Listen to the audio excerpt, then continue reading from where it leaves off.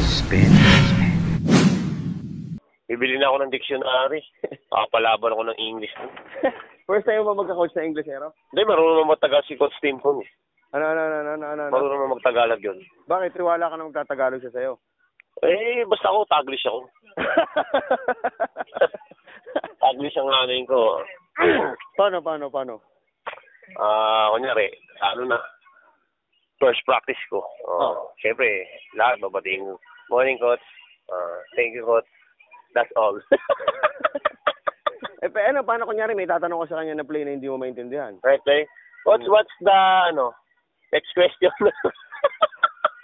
Sa iba na lang ako magtatanong, siyempre. Ano? Sa iba na lang ako magtatanong. Tulad kanino? Mga nagtatagalog doon ako. Di ka magpapatulong kila Joda Vance. Di ba? Papatulong ako. Sa iba, papatulong ako. Kay Melton, hindi ka magpapatulong. Melton? Hindi ko alam, puro feel lang. Walang iya. Bakit? Marami akong baon na bulak malamang. Bakit? Duduguin lang ko eh. Ba't dudugo ilong mo? Puro English sila eh. Ba't di ka ba naging English nung nag-aaral ka? Nag-English, sometimes. Pagkakailan? Tuwing kailan? Ha? Tuwing kailan? Pag-English sa subject, yun. Ano sinasabi mo? Good morning, ma'am. Good morning, teacher. Di nagpapasalamat ka, wala na si Jeff Carriazo sa coach. Hindi naman, nagtatagalog din yun. Pero nung nabalita ka na mapupunta ka na sa San Mig, ano unang pumasok sa isip mo? Gugat lang. Wala pa akong alam. Si Taha lang talagang alam ko matitrade. Tapos? Yun na. Tumawag, nakita ko ngayon sa Instagram, saka Facebook. Siyempre, na lang din ako. Mapunta ako, hindi. Ready na lang ako, siyempre.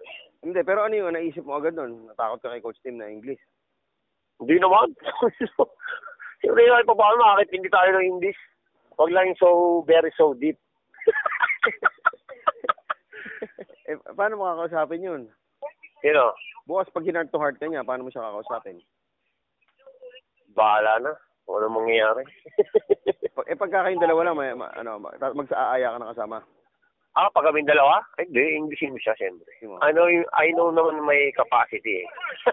Ano yung capacity? Ha? Ano yung capacity? Kapasidad sa mga English, yun. Pero paano yun, pre? Sino totropahin mo doon, pre? Balik siya, siyempre. Lahat naman. Si James Shop, didikit ka kay James Shop. James Shop? Hindi, sikat yun eh. Teammate ko na rin. Masaya na rin ako, siyempre. Parang sikat na rin ako. Sige. So yun ang isang problema mo lang, yung English. Problema ko, hindi mo, siyempre, mapapa-English, mapapalaban ng English. Ano yung mga English ko? Nakabaw sa lupa eh. Pukain ko na, baka next day. Paano yung mag-Grand Slam ka? Ay, puta, siyempre. Kasama ko sa history. Thank you, Lord. Saka, tuwan-tuwa rin kami. Bakit? Bakit? Nagpagawa kami na Sareno, nakuha namin siguro. Yun yung swerte na dumarating, di ba? Natubos na namin na Sareno eh. Bakit natubos? Di namin nakakuha eh. Dahil wala pang pambayad. Ngayon, meron eh. Hello? Sabi ko kasi sa'yo eh. Hindi kasi namin alam. Mga alam mo naman kasi nagjo-joke ako sa'yo. Problemado si Roddy sa Saan? Sa Englishan.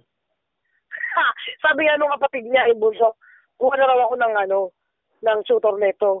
Ng magta-translate. Yung translator niya. Kukuha mo na ng tutor, kukuha mo na? Kuha ko daw ng translator. Kukuha mo. Magdadala ka na. Hindi I can teach him naman eh. Yes.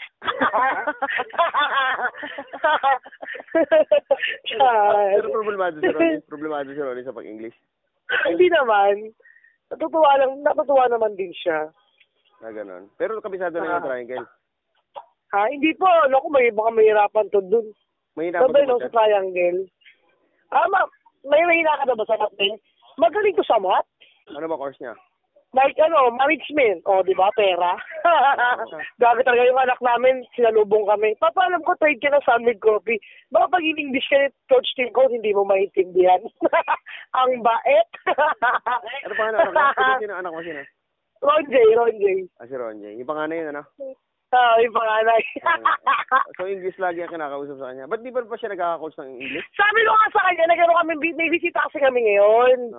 Foreigner na bata. Sabi ko, kaya pala, sabi ko, mag-practice ka na doon.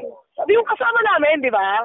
Lagi kasi dito sa bahay yun. Sabi ko, kakausapin mo yun para may exercise ka. Spin.